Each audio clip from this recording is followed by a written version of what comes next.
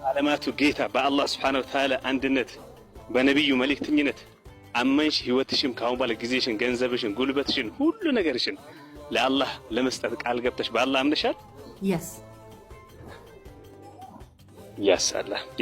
ያሰላም በቃ አሁን ካንቺ የሚጠበቀው ምንድነው መሰለሽ?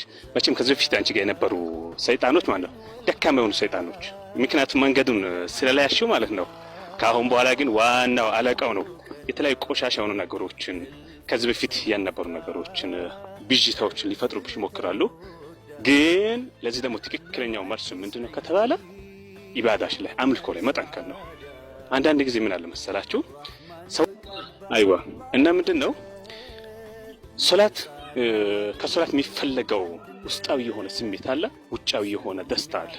አላህ Subhanahu Wa Ta'ala إن الصلاة تنهى عن الفحشاء والمنكر ይላል።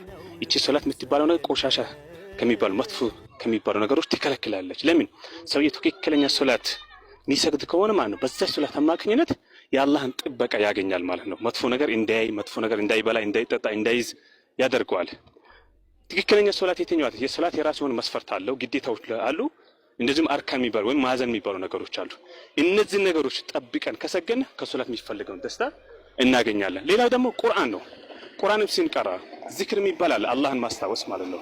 አጠቃላይ እስላማዊ የሆኑ አምልኮች ስንሰራቸው ማለት ነው የራሳቸው የሆነ መስፈርት አላቸው፣ የራሳቸውን ማዕዘን አላቸው፣ የራሳቸው የሆነ ግዴታ አላቸው።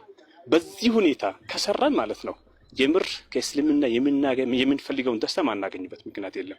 ነገር ግን ሳይሰግዱ ሰግደናል ያሉ ሳይቀሩ ቀርተናል ያሉ እስልምና ከገቡ በኋላ መጀመሪያ ከነበሩበት መጥፎ ስሜት ዘፈን ስሜት ቀሽቃሽ የሆኑ ነገሮች መጥፎ ነገሮችን እያደረጉ ከእስልምና የሚፈልገው ነገር አላገኙም ብሎ የሚናገሩ ሰዎች አሉ።